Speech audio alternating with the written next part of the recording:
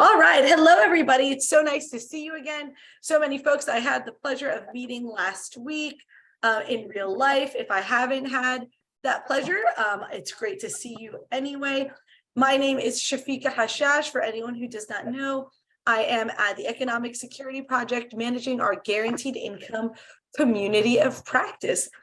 Hi, it's a pleasure to be here. Earned media is one of my favorite things about comms, so I'm pumped about getting into this with you all.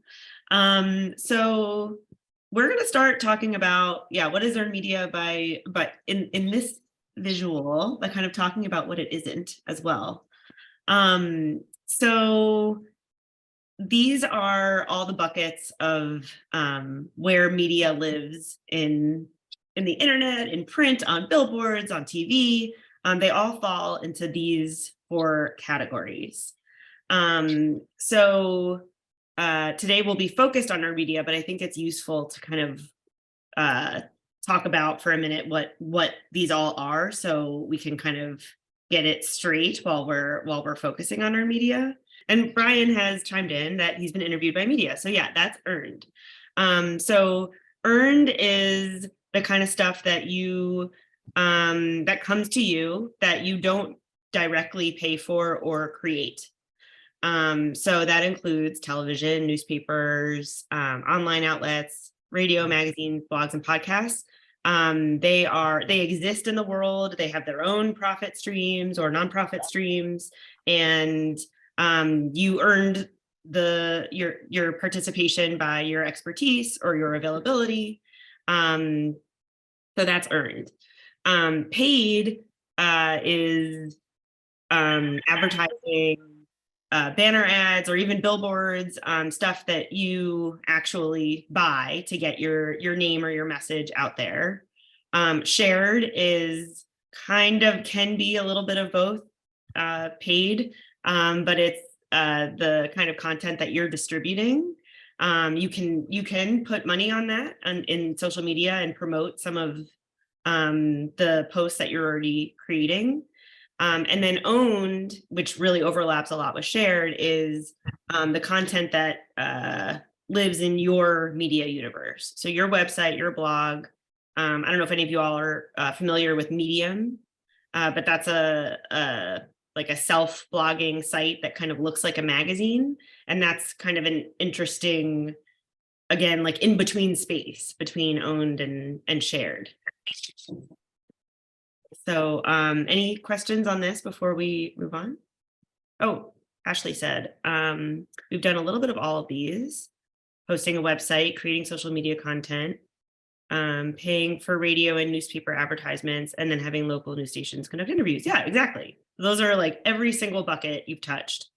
And then we just advanced the slide and showed a really important part of today's discussion will be op-eds and this bridge that they form between earned and owned. So opinion articles or articles that are written in your own voice but then placed in newspapers, like someone else's outlet, is this hybrid of your opinion, your content, but you're using someone else's platform to reach an audience, like a public platform. So we'll be talking about earned and specifically op-eds today. So the funny thing about earned media, or now that we know that there's all these ways of reaching people, earned media is great for some things and not so great for other things. So kind of calling back to the 101 comms trading you all did, we want to start with our goal, like always, to make sure that this is the right tactic for a particular objective. And then the rest of the process is kind of a matchmaking process of determining the outcome from a specific audience with that goal in mind. So I'll get a little more specific here. If you are trying to get attention from the community, or reframe a public opposition, or get new folks into your programs, each of those would probably get match made with a different audience, which would depend on how that would change how you share that information or conduct your earned media strategy. And then the funny like note or detail about this is that the press in of themselves is not actually an audience. They are a conduit to an audience. So we'll talk about this a little bit more in the next slide, but you're going to want to think about outlets in terms of the audiences that they reach. And you can go to the next slide. Okay, so asking this question again, is earned media strategic? We just talked about some of the kinds of objectives and goals we can reach with earned media. And this is a longer list on the left of what earned media is very, very good for. So influencing decision makers, particularly policymakers or at all levels, public education and awareness, shifting narratives on your issue.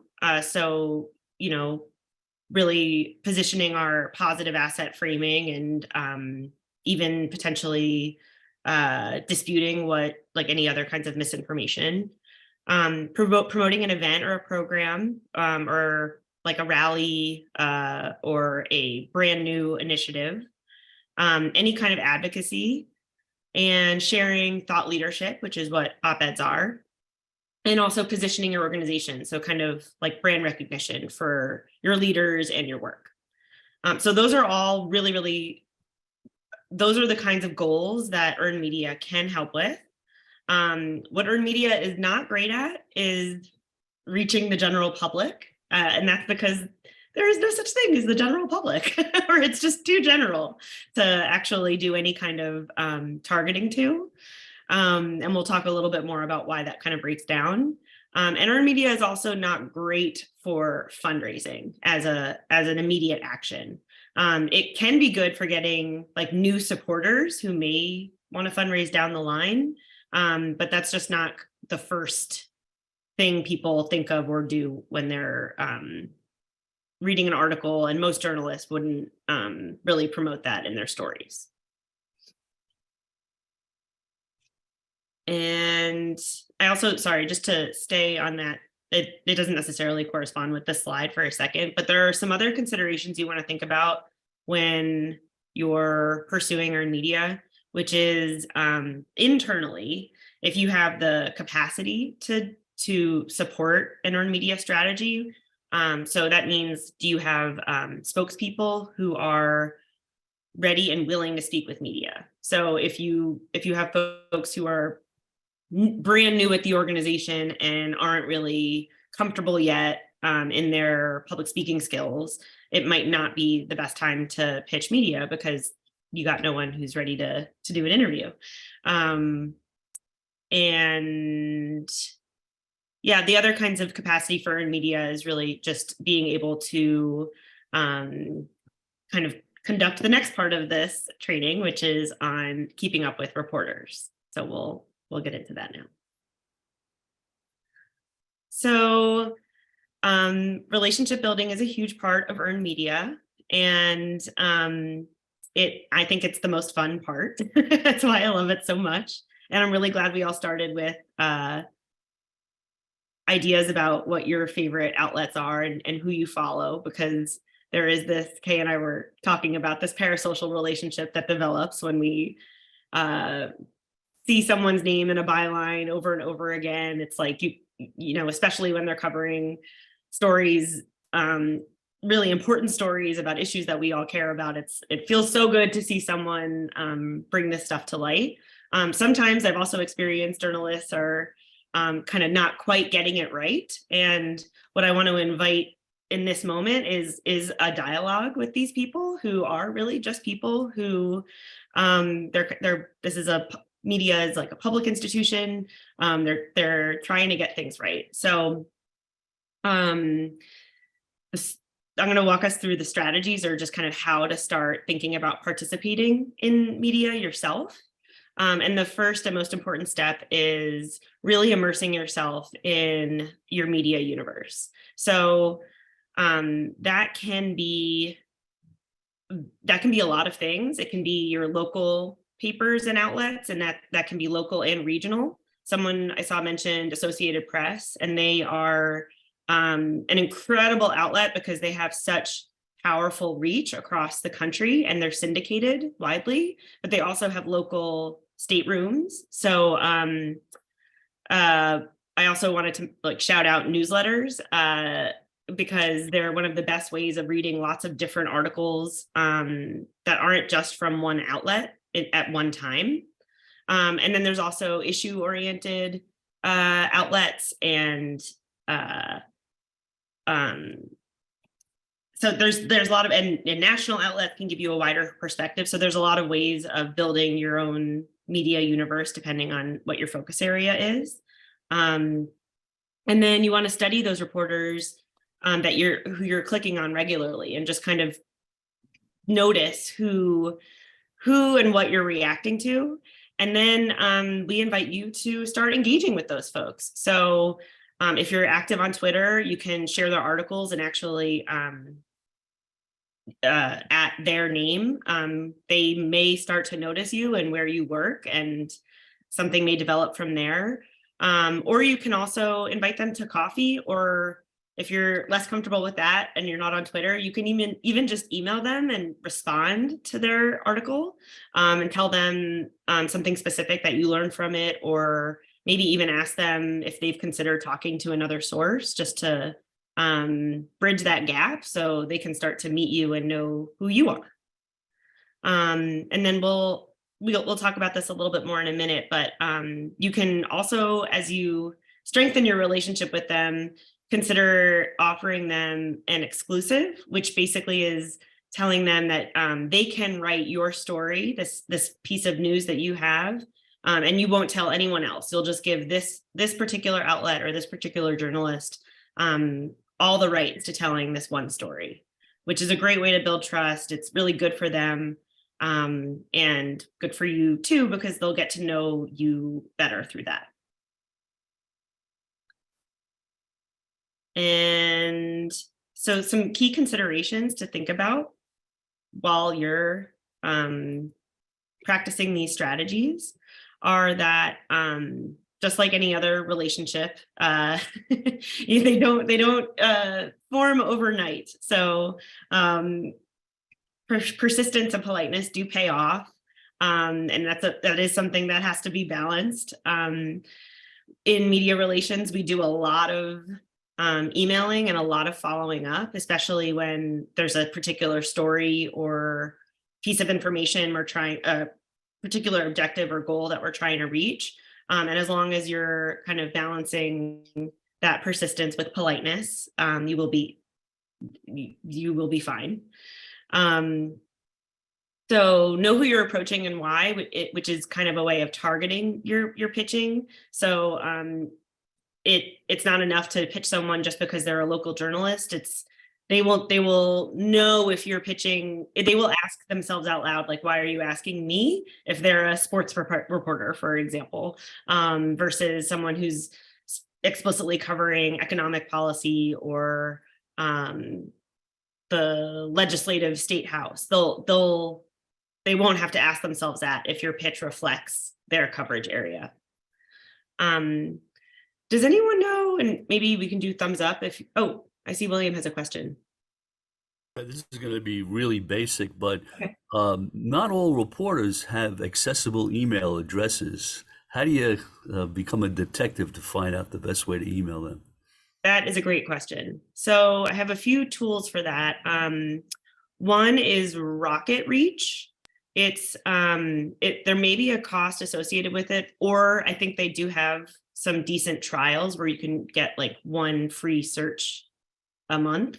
And I don't know exactly how it works, but it can it's some AI algorithm that kind of tells you, or has a really good guess for what someone's email is if they're not listed.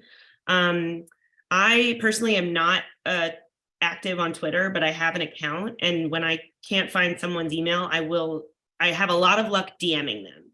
So you don't have to be active on Twitter, but you can still use Twitter as a email source.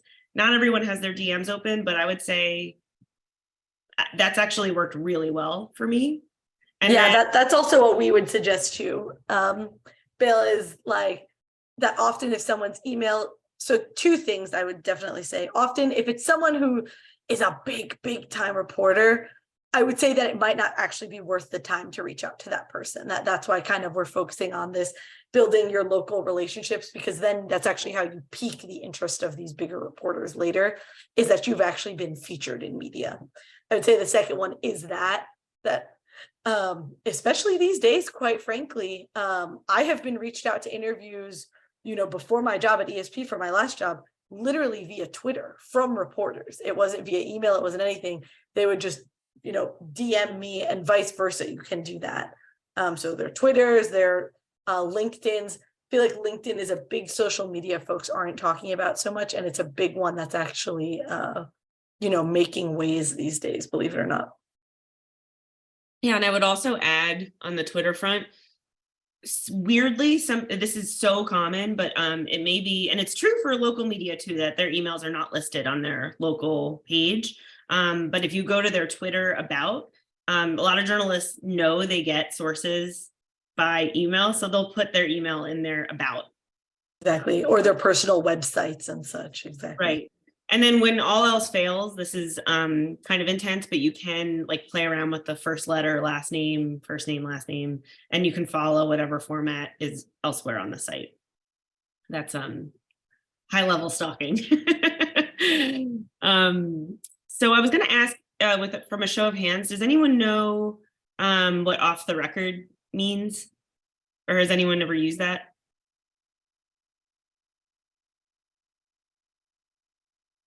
I'm scrolling through I'm not seeing any. So I see a thumbs up. Okay. So this is important to mention because it's a kind of a standard operating procedure for journalists that anytime you're talking to them, you are considered on the record. So that means every single thing you say is public and can be quoted. Some folks, and you may even see it on movies, will say this is off the record, like turn your mic off, now I'm going to tell you something private that only you can know. And we do not recommend doing that. So we're just kind of reinforcing, and off the record and background, they're actually a little bit different. So off the record means that nothing can be captured, recorded, or shared in an article. On background is, I'm going to tell you something, but you didn't hear it from me. So, or like, here is some information I want you to know so that you can it can influence your story, but nothing can be quoted. So it's a little bit more public. And we are only explaining this so that you just know that when you talk to a reporter, for the most part, these are kind of hard to enforce. So just assume that everything you're going to say is public. And I think that's just important as we're talking about relationship building and treating journalists as peers in this work. There is a line there that you do also want to respect and honor, that you don't want them to be so close to your secrets. And then there is also an art to being not just opportunistic. So part of relationship building is kind of jumping out of that transactional space.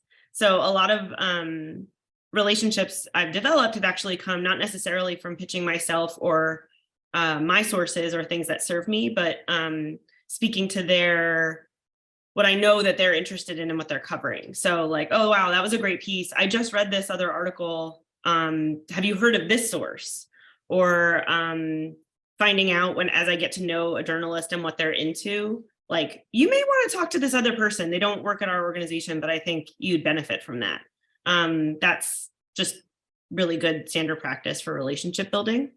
And then subject lines are your headline. So when you read a lot of news, you think in a newsier way. And I want to encourage you all to really use subject lines to your extreme advantage to get someone's attention.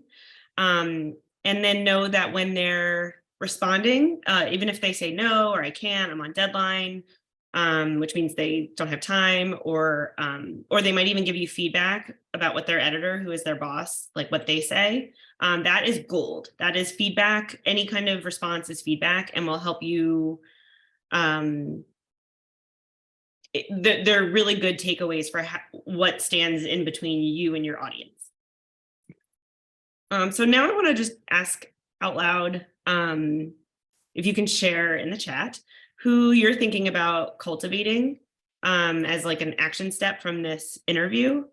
And I think I mentioned this earlier, the different media universes, but I'll just say these out loud to inspire you while you're typing.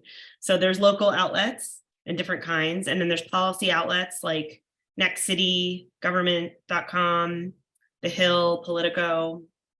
There's Black outlets, Blavity, The Root, Grio, progressive outlets like the 19th and Prism and The Nation. So yeah, I'm still looking for folks from the chat to share the journalists or publications that y'all are thinking would be strategic for you. Local and policy, New York Times, WashPo, okay. So yeah, we want you guys to not just think New York Times, because getting a Times article is not a 1, 2, 3 process. And of course, some of you I know for a fact have been in the Times already, but building up your media profile isn't just that. So don't just think kind of like the big names, the national platforms, and that's it.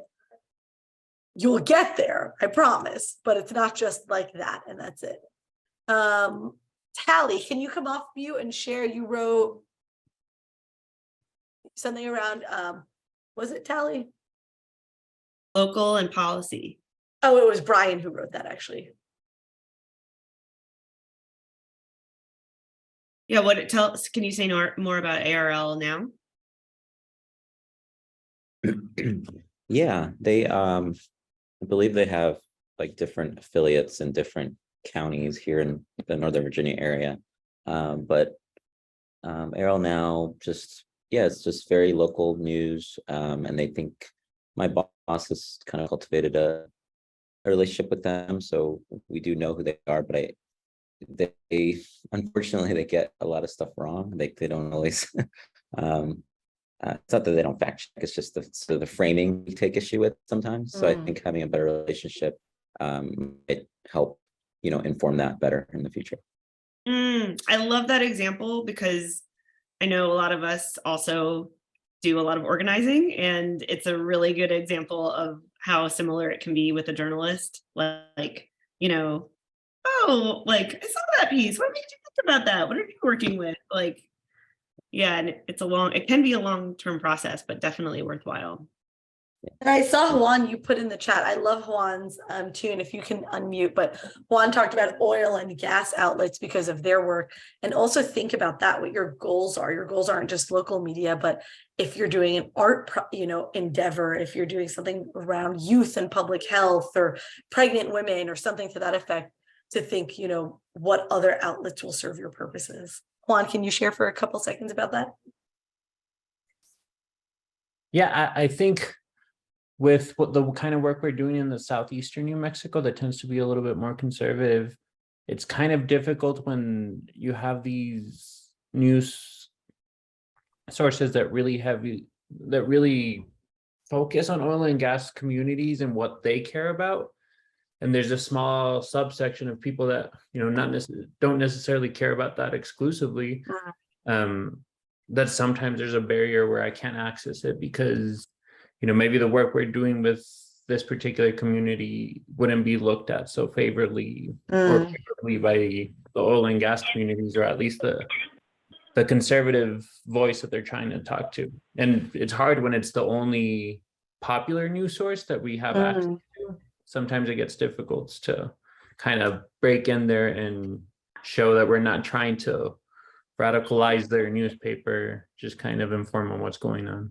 Right. Kay, do you have advice on that if your local news outlets are more conservative? I know you've done a lot of pitching in the past and such.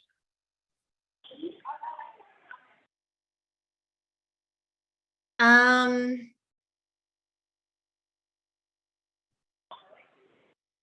gonna pass it to Alexis actually on this one. Yeah, I would say it's interesting what you're bringing up there too, that it is ultimately it's a news site that's trying to share information, and you're saying that you're not approaching them with a political agenda. You're also trying to share news. So it's like, as an organizer, you're still finding that Venn of like, what are our shared values, which is like reporting on what matters. And I think that would be a good relationship to build, to get to know that reporter and find out like, what is your newsroom working on? What is your editor like? Like, what kind of, a lot of times they're like, you're pitching them, they're pitching their editor in the same way. So kind of coming to them with like, how can I help you? Help me help you.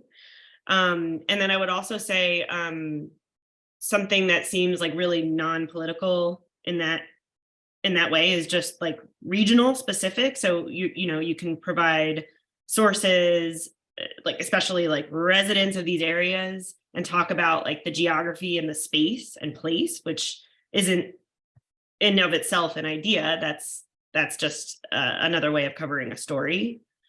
And I would say probably the best way to do that too is, I've noticed with conservative outlets, and even like the Wall Street Journal, which someone mentioned earlier, you can kind of find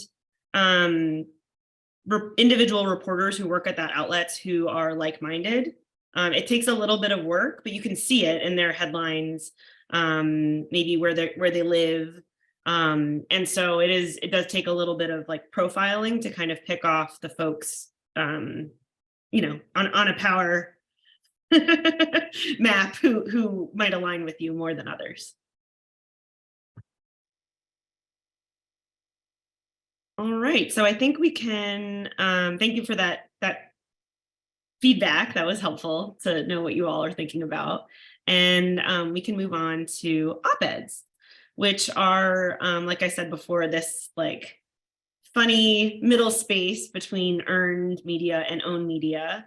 And Kay is going to walk us through like a deeper explainer on what these are, but I just kind of wanted to set it up for you to think about like stepping into your own voice as a journalist. So often when you're not getting traction with earned media, or maybe the story that you're trying to tell is not,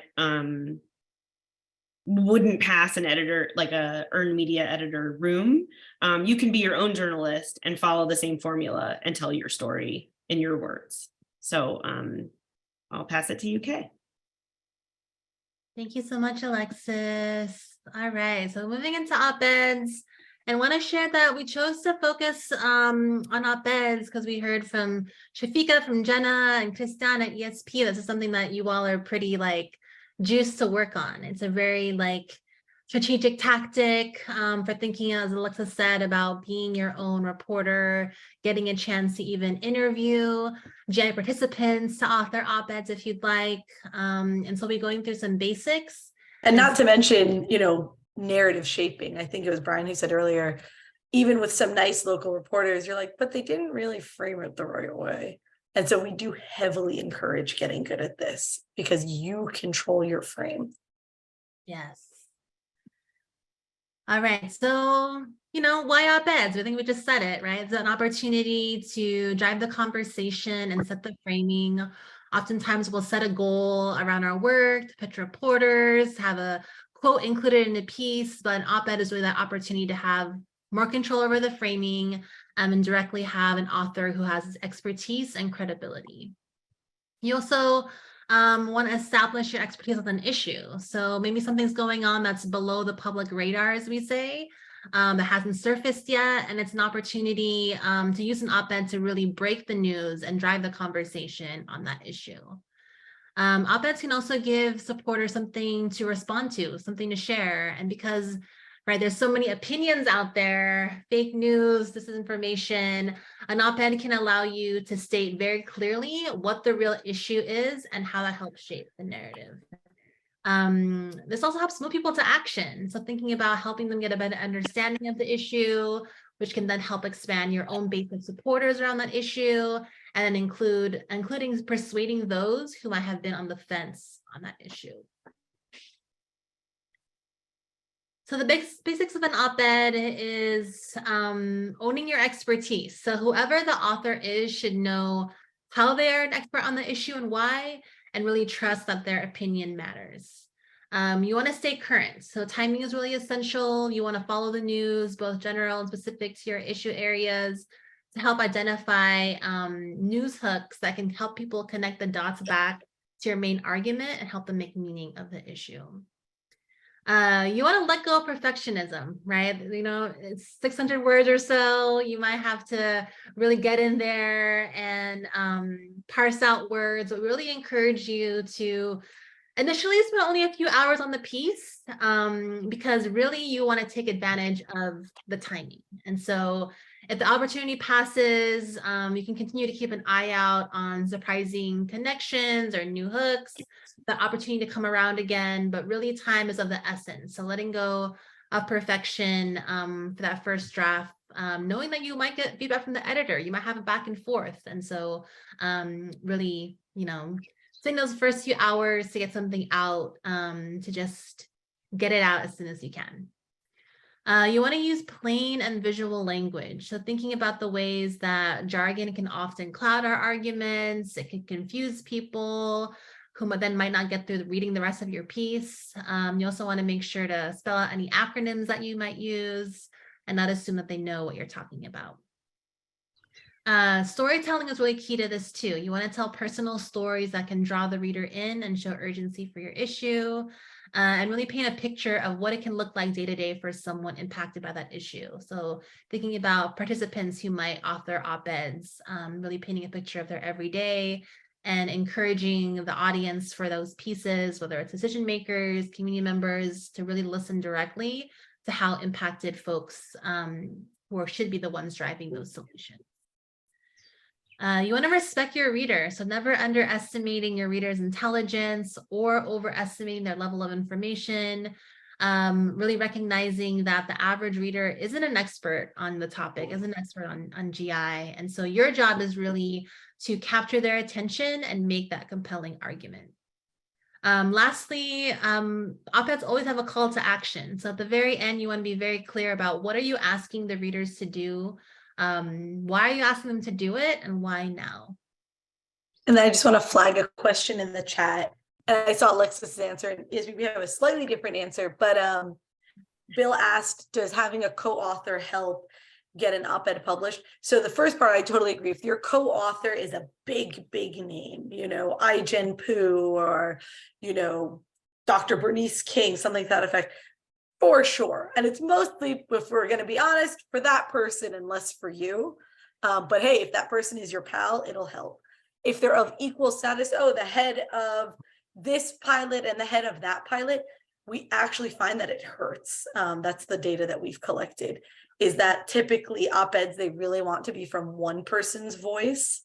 And again, they'll let it slide for those, you know, couple big names, but they'll typically sometimes even nix the other person's name altogether, and you don't want to create those conflicts and such.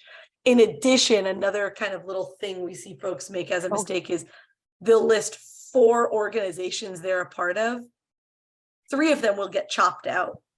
Or I don't know exactly why, I can't tell you the science because I'm not a comms expert. It is just like less. List the one you're trying to get in there. If it's around GI, I'm sure you do great work in those other orgs, but list your GI organization. Thank you, Shafika. We'll touch on that a little bit more later as well. Going to move us along to some questions to consider. And so maybe some of you are planning to author op-eds for yourself. Maybe you're thinking of supporting GI participants to author their op-eds, but these are some questions to consider before you write. And so what's your expertise, professional or personal, and why should people trust you? So based on the basics, thinking about, are you accountable to what you say you know? And can you provide evidence of your expertise? So you don't have to have a fancy name or big title or a fancy degree, but you do need to be well positioned to speak on your topic and be able to convey it. Second question is, who is your audience and what do you want them to do as a result of reading this? So again, the call to action. How will your ideas and arguments contribute to the conversation and be helpful to your audience? And how will it shift the narrative? And third, what's your point and why should anyone care? So this goes to the point about what is newsworthy? What is the hook that's really going to capture attention? So putting yourself in the place of a busy person, a busy reporter who's looking at like hundreds of emails a day probably, and reading it from their lens, why should everyone else, including those who maybe aren't experts on your issue around GI, why should they care? Also asking what's new and why now? So again, because timeliness is key, you might think about building up to release an op-ed that's timed close to a big event, a big release of something that can really add to making like a really strong buzz around that issue, around that moment. And so thinking about how is your argument different or original in the way that it's delivered? Is it backed up by new information? And what is compelling about its contribution to the conversation?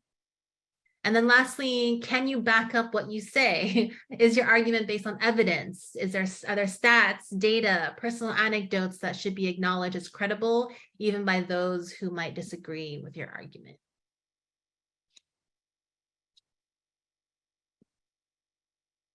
All right, so now we're going to go into the basic structure. We'll also be providing a handout that pushes this out a little bit more, but to go through this briefly, we have 7 parts here.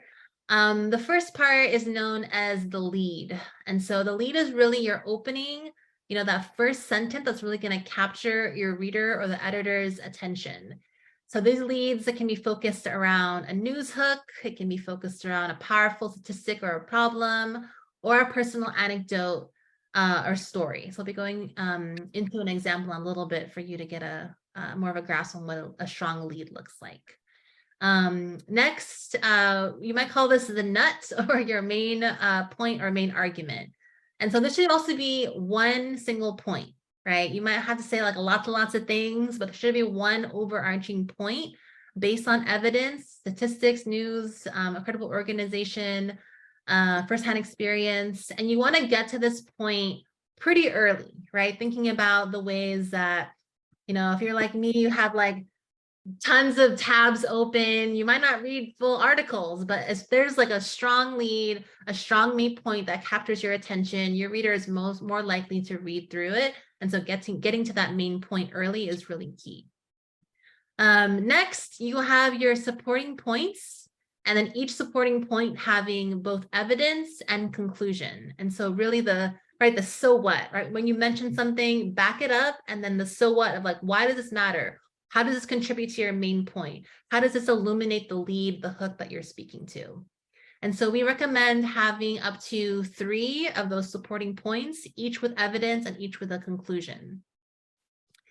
You also have preemptive rebuttal. And so a good best practice when you're thinking about like, okay, my top outlet that I want to place this op-ed in, look at the past op-eds that outlet has published and think about what is something that you're contributing to that the audiences of that outlet might be reading, but also what are some other op-eds that have been published on that topic. And so preemptive rebuttal is pretty much thinking about what are you going to say to quiet whatever other opinion, other critique someone else have of this issue. And so you want to acknowledge the other side while addressing those arguments from potential critics. Next, you want a bigger picture. So like going into a specific, preemptive rebuttal, but then like zooming back out and thinking about the historical context, the global picture on the problem to give you something that can really prime folks to think about the bigger picture before you deliver your call to action. And so your call to action, you want to share the solutions. What do you want your audience to do? And also offer those specific recommendations. And then conclusion is, right, that kicker. A best practice is thinking about what is the last line that can connect back to your main lead at the very top. How will the world be different if the recommendations and solutions that you put forward are put in place, tying back to that lead and the overall vision. So again, I know this is a lot, but we'll have a handout on this to support you in thinking about these main components of the basic structure. So then to zero in on leads and catching attention, want to just emphasize how in an op-ed with such a limited word count, you want to make sure that every sentence, every word, in fact, counts. Has to count toward grabbing your reader's attention and starting with the first sentence as your lead. And so strong leads, they both catch the reader's attention and they can also hint at the weightier argument and evidence yet to come. So you want to give them like, a little taste that keeps them reading. And so some ways that you might catch attention with leads are using a timely news hook. We'll have some examples in a little bit. That can be a holiday observance, a recent report release, a big event, a milestone in the legislative cycle. You can also tell a personal story or an anecdote. Mainly, I can imagine like from a GI participant sharing a personal story and then really naming like, I'm not the only one, or I know I'm not alone in this, to really show that it isn't just an individualized story, but something that many participants go through. You can reference pop culture. And so Christian actually, when we were preparing for this, shared that he used a hook of Mandalorian for an op-ed at one point, right? Getting that Star Wars buzz into an op-ed. Socializing an idea, so maybe something that isn't as mainstream that you want to break the news around. We'll be talking a little bit about how one of the op-ed examples socializes the idea of GI as a civil rights issue. You can point out a contradiction, so you can like name the thing that everyone's saying and say like actually why it's not true, or poking the flaws in someone's argument. And then also using an anniversary, a holiday, or an observance. Okay, so going into this example that I mentioned, this is a piece by Tony Preckwinkle from the Cook County Board of Commissioners in Newsweek. That was a good example of socializing this idea of guaranteed income as a civil rights issue. This headline, "In the fight for racial justice, our history demands a guaranteed income." And I'm going to ask some volunteers to what we did is we dissected this op-ed. And so this first part, we pulled out the lead, right? The lead is really that point that catches your attention. I want to see if there's a volunteer who'd like to read this out loud for us.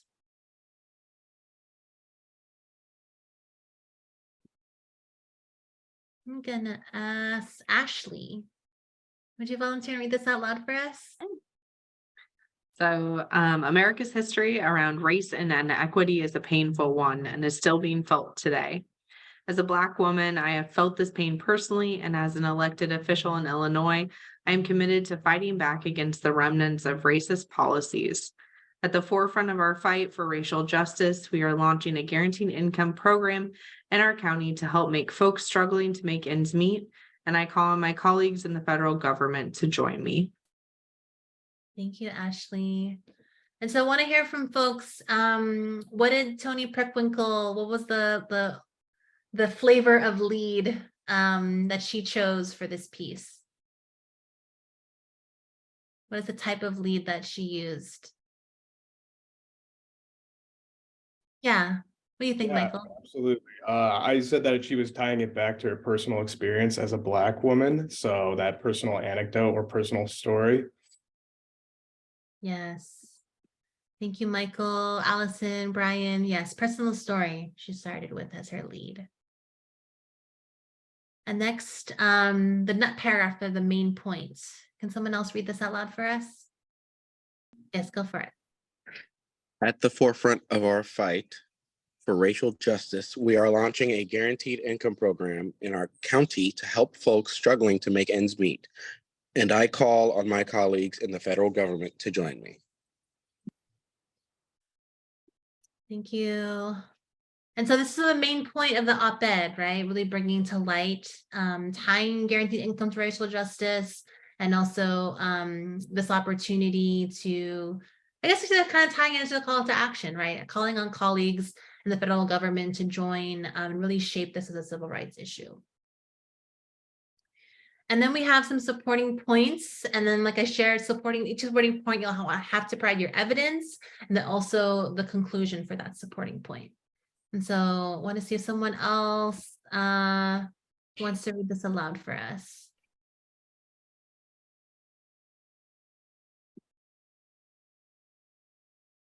Tally, would you like to read it aloud? Sure, I'll read. Evidence for the problem. No matter how you cut access to credit, the list goes on, shows that our Black and brown citizens start their lives with less money and face barriers to building wealth in the long term.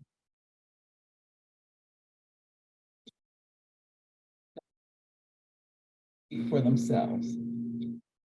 Supporting point. Lastly, the program I'm writing about today is a pilot, but we are not interested in temporary or short-term solutions to the glaring issues of racial and income inequality. Our promise to Cook County residents make this program permanent in the years.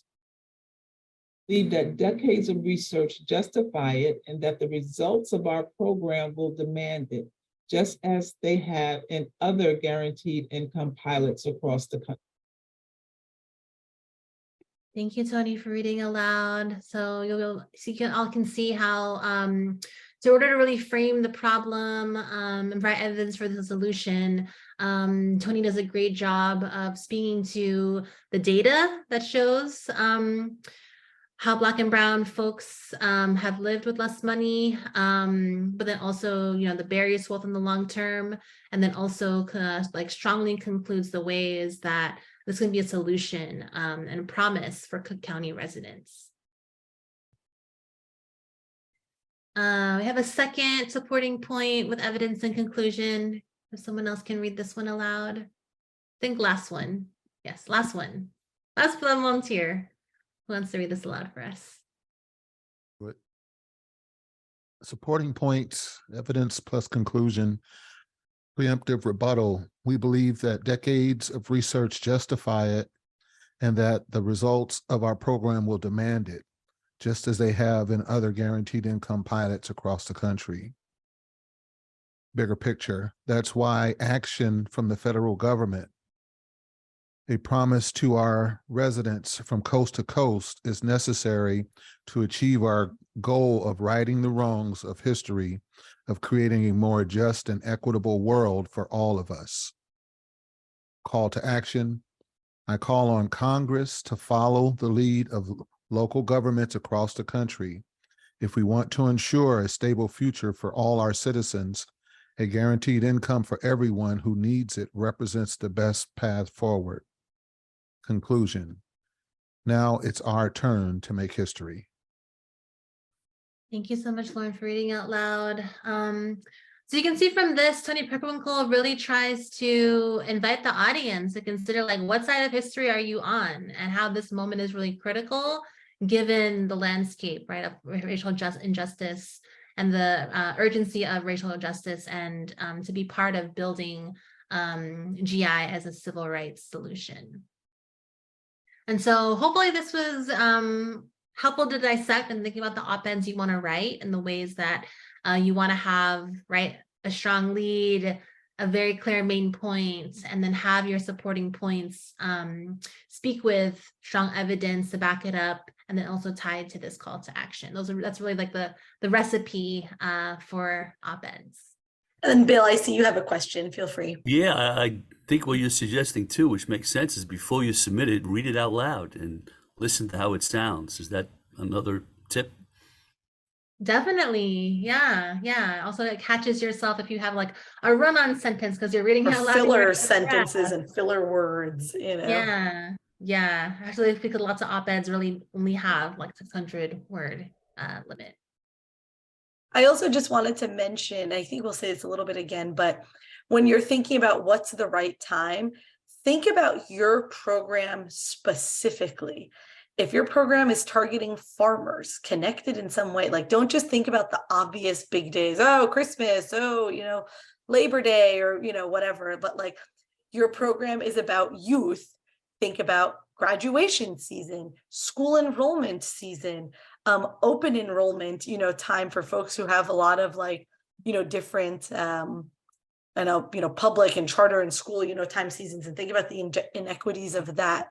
So think about connecting it exactly to your specific work.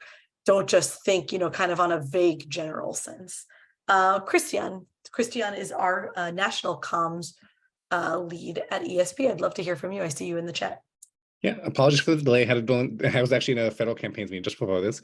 But one of the things I would just flag on the hook side as well is if you do decide to go for a national hook like Christmas for 4th of July, just keep in mind that those are such busy hook seasons that you really need to plan like 3 months ahead of time. Like honestly, if you want to, because this happens, you want to do a Thanksgiving themed piece, you should pitch them by like August, because ideally is you want to get on their editorial calendar so they will keep a slot open for you.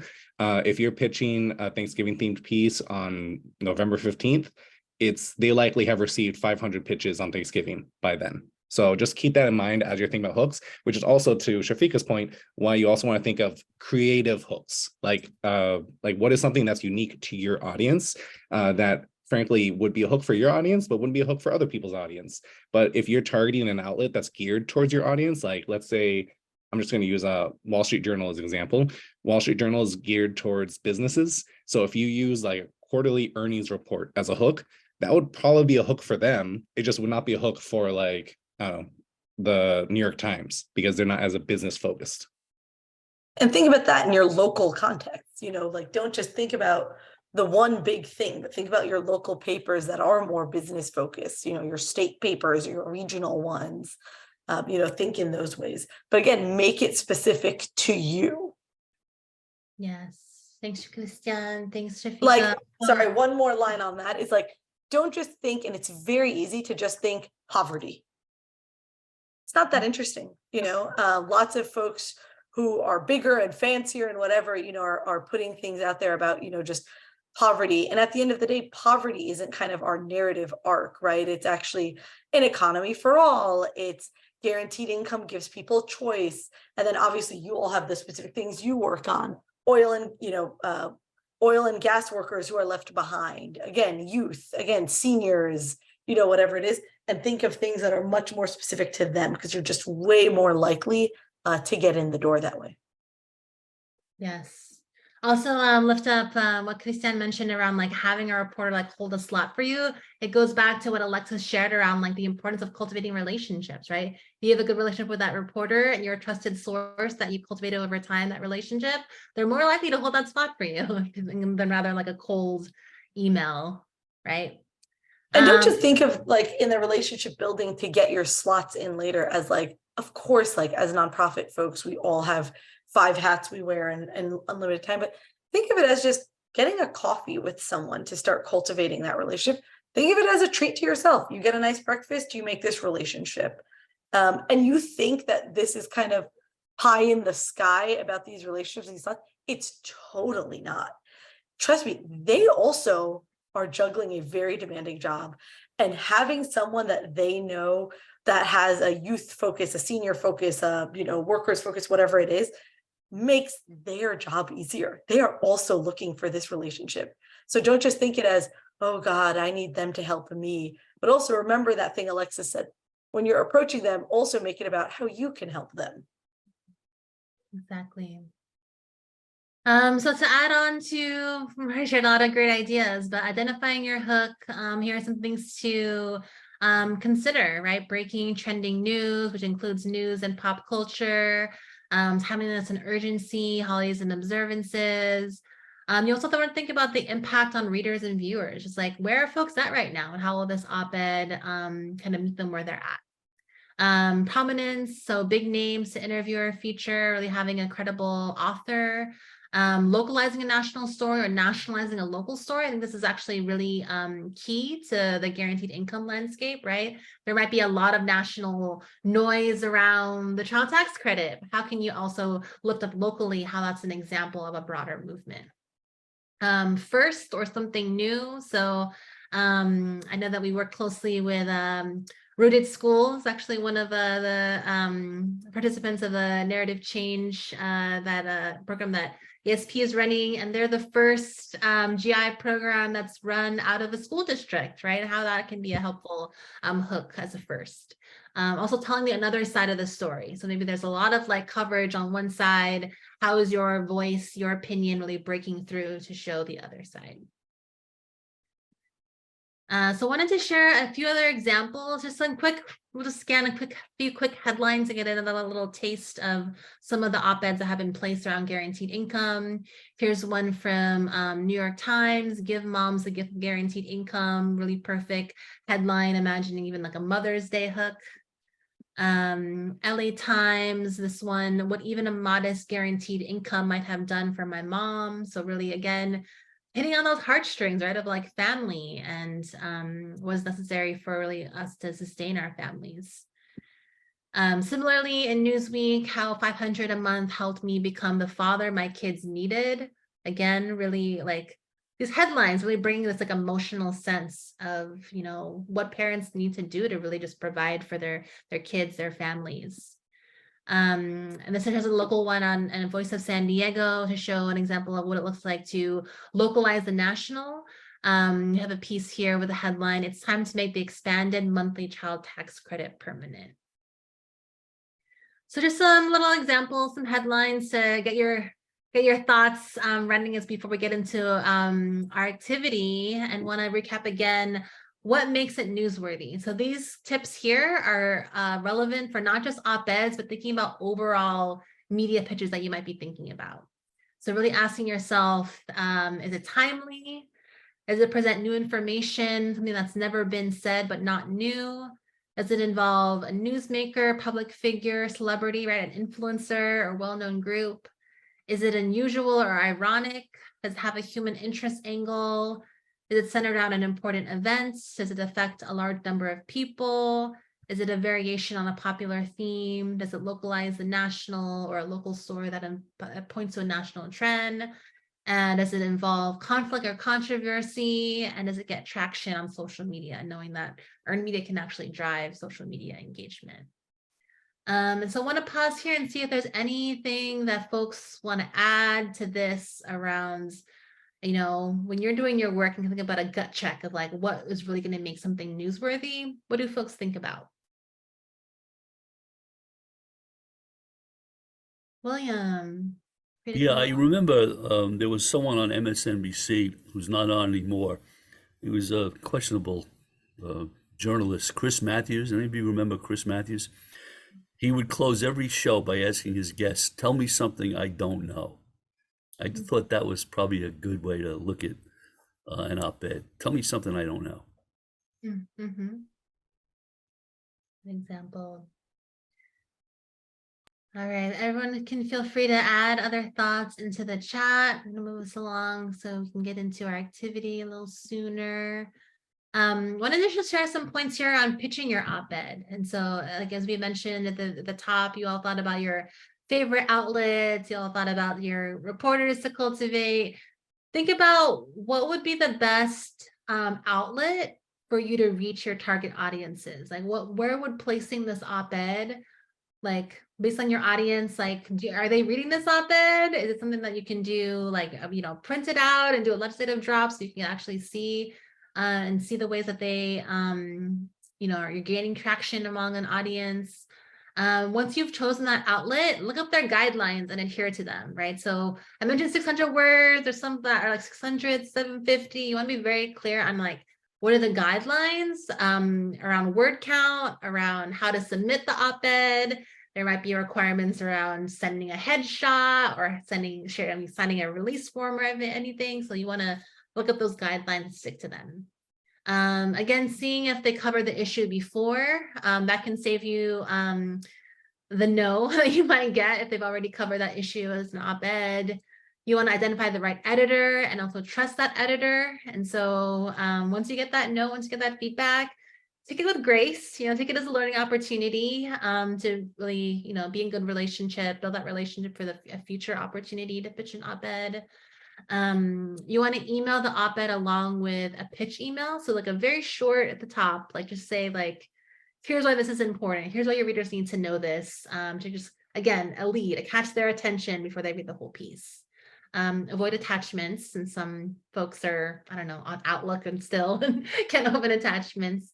You also want to make sure the piece is exclusive. And so usually you might have like a first choice, second choice, third outlet choice. You want to make sure that, your first choice you send it to is a definite no before you pass it on, because you don't want that to be double posted, because then it's not an exclusive.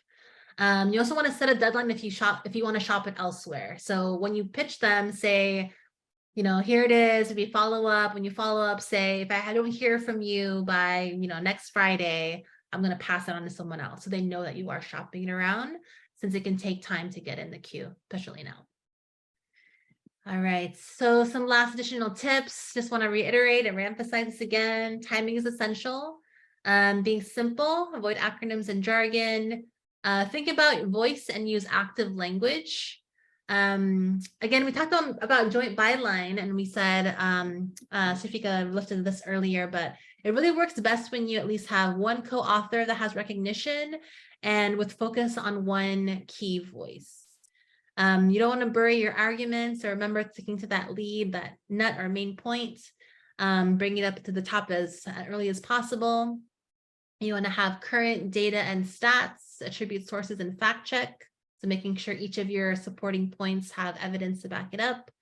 Don't worry about the headline. This is because most outlets will likely write their own headline for you. So you can recommend one, make sure it's super short, but know that they might also use their own headline. And also get others to read it, right? So I think someone mentioned like reading it out loud, but also like get a second set of eyes on it if you have time, just to make sure, you have a good copy edit, and can get some feedback. All right, I can pause here for any questions, any like clarifying things folks have around op-eds before we get into an activity. All right, hearing none, we're gonna just jump right into it, and we'll have some time to debrief and ask questions after this activity. So you all have already thought about those three reporters or outlets you want to cultivate. We want to ask you now to think about 3 potential newsworthy op-ed hooks. So thinking about what is coming up right now, how's the narrative landscape shaping up locally, right? Thinking about and getting creative about upcoming events that you might attach, maybe a good hook for an op-ed. Also considering how you can localize the national or a local story that can point to a national trend. So identifying those 3 potential newsworthy op-ed hooks. You don't have to commit to all of them. We want to just have an opportunity to like put some things on the table. And then once you like look at the 3 you come up with and think about taking one of them, one of the hooks, and getting a head start on writing a lead. So again, a lead is that powerful opening to hook in an audience. Thinking about what it would be your first line of that op-ed to get the editor's attention, to keep your audience reading the whole piece. So you want to think about both a lead and also a call to action. So thinking about who the audience is, what do you want that audience to do? And so we're going to have some solo writing. Just as a quick reminder from workshop 1, maybe it was 2, your audience is never, quote, everyone, quote. You got to pick an audience. That's why this workshop comes as number 5, so that we learn how to actually choose our audience way ahead of this. Yes. And if you're struggling to come up with some things, I also wanted to look at a few examples of stuff that's moving right now, right? The debt ceiling debates. Congress is debating this week whether income requirements should be included in the child tax credit. I know that we have V from Guaranteed Income Pilot in the DMV was working on an op-ed around, and their hook they used was this hook around how right, this work requirements piece, like why it shouldn't be included, given GI should be, right, this no strings attached opportunity for folks to get the care and support that they need. So this was a good lead because it was, you know, in opposition to the way that people are talking about unrestricted payments. How do you push for, and how they're pushing for the income requirements, but the need to really lift up the ways that what guaranteed income makes possible without those requirements. Also want to speak to, if folks do have 4th of July on their list as a hook, right, you can speak to the ways that, you know, America purports it to be about freedom, but then really GI can be an opportunity to foster that real freedom that helps people manage and improve their lives. I also want to make one more offering if you're stuck, super stuck. You can spend a minute on any opinion page and get some osmosis of like how to frame what you're thinking about. Mm-hmm. Go ahead, Christian. Yeah, I was just gonna also note, just be flexible about your hooks as well. So like you can write a piece next week for 4th of July, but then what I like to do is I like to think of like which sections need to be updated with the hook. So then you could just 3 months later update the hook and use a new story. Anecdotally, that's what we often do. We had a piece that we drafted in August for Labor Day, based around guaranteed income, and we ended up running it in January based on Martin Luther King and, you know, the civil rights history of guaranteed income. So like very same exact op-ed around the, like guaranteed income and the importance of for workers, and it literally just adapted it into, you know, MLK's history in that moment. So just be flexible about your hooks. That's why I think this exercise also identify 3 hooks, because you could use those 3 hooks for one op-ed and just like kind of adjust it based on the moment of time that you're in. Right. So folks don't have to always think they have to keep on this if this isn't something they're doing at their organization for 40 hours a week. Exactly. And also to say that just if you read a really good piece that you really like and it doesn't get picked up in the first month, that's normal. Like I'm sorry, like it's good. Best is if you get it within the first month, trust me. But I've had a number of pieces that I've pitched for like 6 months and they get it placed by the 6th month because we updated the hook, and it's the like, and sometimes we'll even go back to the same editor like after 3 months. Just FYI, if you pitch an editor, you should not circle back to them within 3 months. But my rule of thumb, if they forget, they get a lot of pieces, so you can circle back to them like 3 months later with a slightly adjusted op-ed if you have something more timely. Yeah, I hope folks are spending some time thinking of their hooks, and then we're going to do some sharing and maybe some helping you update those hooks.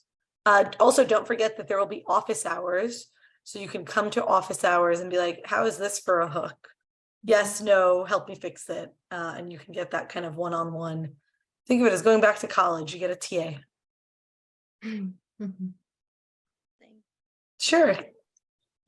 So one thing that we've been kind of talking about too is just the Surgeon General has been putting out a lot of information about the kind of epidemic of loneliness. And we do guaranteed income, but we also partner those folks with a phone buddy friend. So somebody who's going through homelessness, we pair them with a volunteer just to check in and give them that social support. And so that's kind of one of the hooks that we've been trying to lean into a little bit, is just it's good for loneliness for both our participants and our volunteers. Yeah, thanks. And if I can keep you on stage, can you think, I know it's tough in the moment, or Christian K, that was Ashley speaking, correct? Yes. Yeah. Can you think of like what a hook for that could sound like, or be something you'd actually tell a reporter like, hey, we think we'd like to submit to you for this? Yeah, I mean, I think, sorry, this might be stepping ahead a little bit more to the call to action, but the call to action would definitely be like, sign up to volunteer with us today. The hook. And that's a great call to action, FYI. Okay, good. Yeah, that's a perfectly good call to action. Your audience is like your local community, and your ask is, hey, you should be a volunteer buddy. And then in that way, you're all building out your network too. Yeah, I don't want folks to think the only call to action is sign on to this bill. Mm-hmm. Yeah, so I see in the chat, Ashley, I'm not sure if you're seeing it. Do you have an event you can use for that buddy hook or volunteer or something, cool that's come out? Yeah, that's a great idea. Yes, we have volunteer orientations every week. And so putting that in there would be really helpful too. And also even thinking about so just like on the event side, sometimes we'll even just say like you have them every week, but maybe you can even have like a quarterly like community gathering space of some kind that also like is a bigger hook where you can even invite reporters. Because I like that's one of the things that I find really helpful. If you have an in-person event with like a group of people, that's a good one for your op-ed, but also like if you want to get reporters to turn out, especially if you time it to like if there's a mental awareness day or mental awareness I forget what the dates were, but if they're like those dates, that would be a really good visual event to invite people in, and cameras would be interested in. Like it's also to your work. It sounds like it's a good like evergreen piece. So hypothetically, a reporter could show up at this event, record a piece, or meet with people, but then they don't have to publish right away, and they can put this in their bucket for when they're trying to publish. Because reporters are always looking for evergreen stories. Those are stories that won't age, that they can, put together. And if they ever are going on vacation or they just are too busy to publish something right in the moment, they'll publish based on that story that you worked on 2 months ago.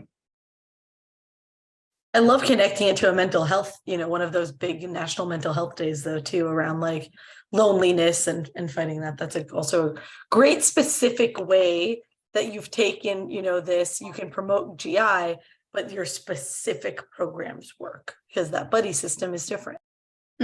Yeah. Thank you all. That's really helpful. Do we have another volunteer we could work on a workshop? Person.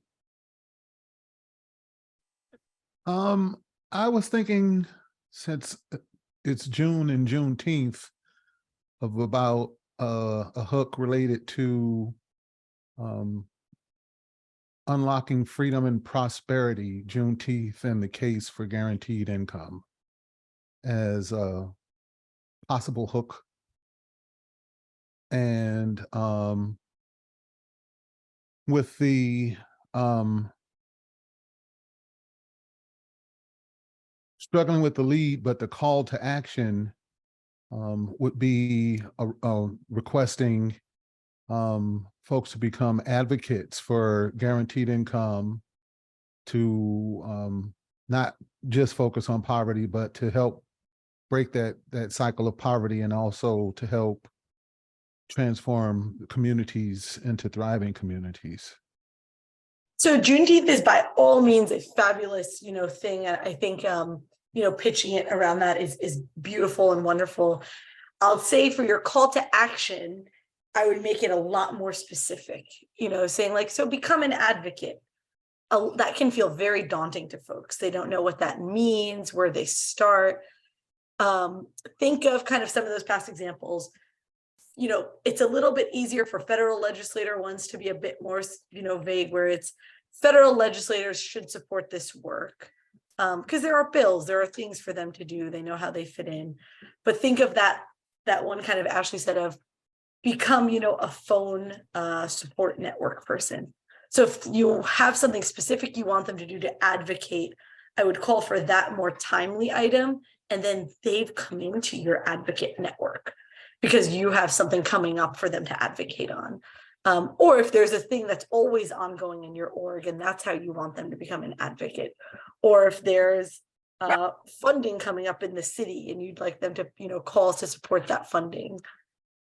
Christiane, any other ideas from you? Yeah, I was just gonna also add just like hyper local. If you have anything like particularly county or city level, like most folks are not following the day-to-day of what's going on in their county or city government, which also means that this would be a chance for like your local paper to say, hey, like if you were to say, hey, like this is my call to action is to get people to pay attention to this thing or to be aware of this thing. I think that would give you a lot more opportunity for placement, but also it's getting a national story, but giving it a local context. And so whenever you see this stuff like a national, like Juneteenth, 4th of July, just think about how you can take that and apply it to something that's happening on the ground in your locality. And then that way your local papers be more likely to run it. Yeah. And then, I mean, obviously and then you can also go to state if needed, but if you're doing, and that's the thing, is depending on which audience you're trying to reach. So if you're trying to reach a state audience, you have to think about a state action or state like legislation. But because I'm imagining this would be like a county or city focus, it's really even just saying like, maybe even it's something that is being planned for Juneteenth that you want to have people aware of. Like maybe there's an event taking place in I'm just saying Contra Costa County that you want to say like that you want to bring attention to. So like if in the calendar year for the county and they have their budget session coming up, then maybe something specifically around maybe public comment during that session in order to try and create some will to allocate funds for GI in the county, something specific like that.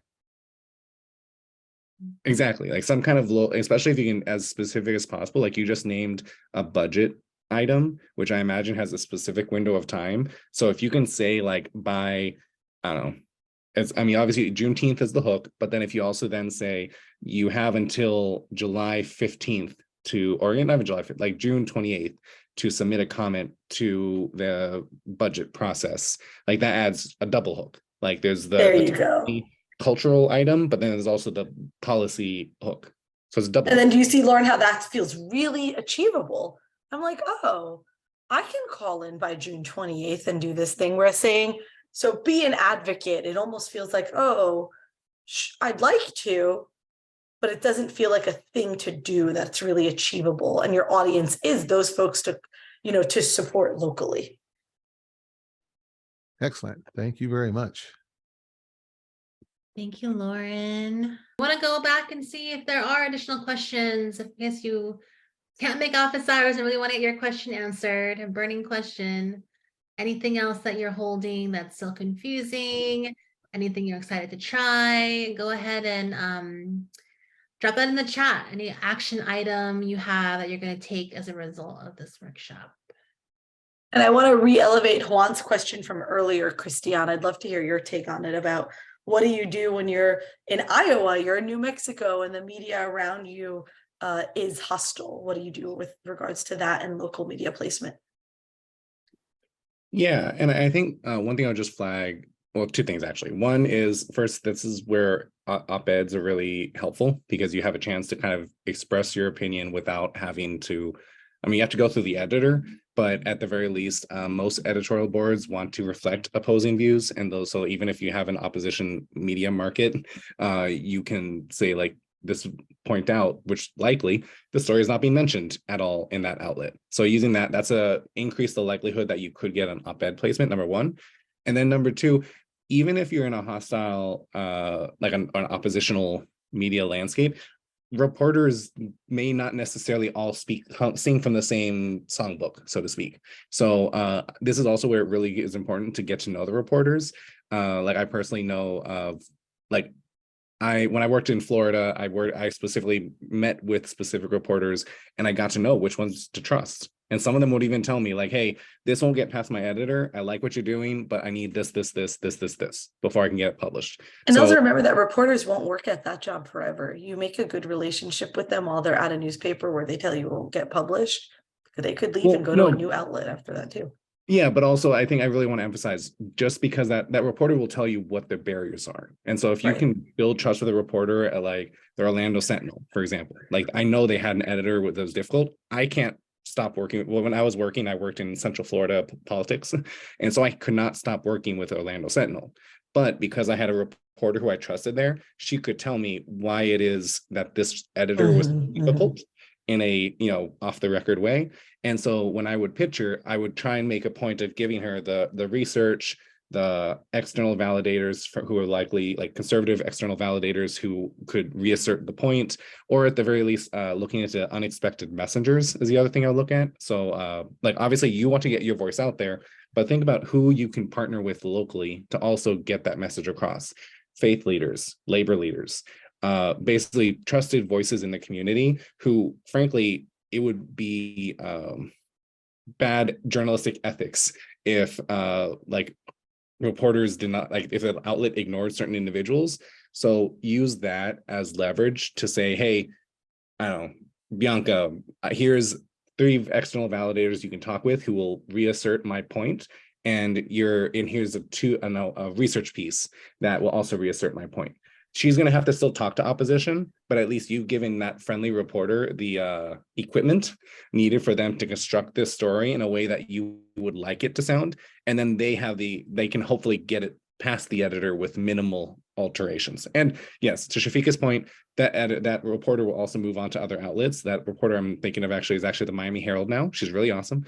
But that's also where as she leaves, I make a point of like, you'll find out ahead of time, and then she'll say, hey, I'm leaving, but here's a person you can trust. So I try and also make sure that as that reporter is leaving that outlet, like especially if you have to keep working with the outlet, try and get an intro to other folks you can partner with, because that is the relationship building. Like eventually you will know that reporter's friends, and then they can help, facilitate the articles as they're coming up.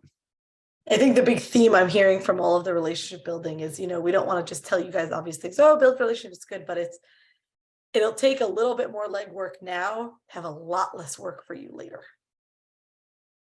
When those reporters eventually come to you, they're like, hey, we need a piece, XYZ, you want to do it? And that is what actually happens a lot with like Christiane and Jenna and our folks now, which is awesome. Mm-hmm. All right, well, we are hitting the top of our training time. I will send you a calendar invite with those office hours. I hope you have learned a ton. I hope we'll see you in office hours. You can always, by the way, just email me your questions. I'm not a comms perfection, expert. Christiane is fabulous. Hey is fabulous. Alexis is fabulous. Jenna at our team is also fabulous. And we have answered so many of these, just questions before. Hey, what do you think of this? And, that's just, you get some quick advice on that. I will be posting this on our website alongside all the other workshops. Thank you so much for taking this time to join us and sticking with us through these 90 minutes. We appreciate you all.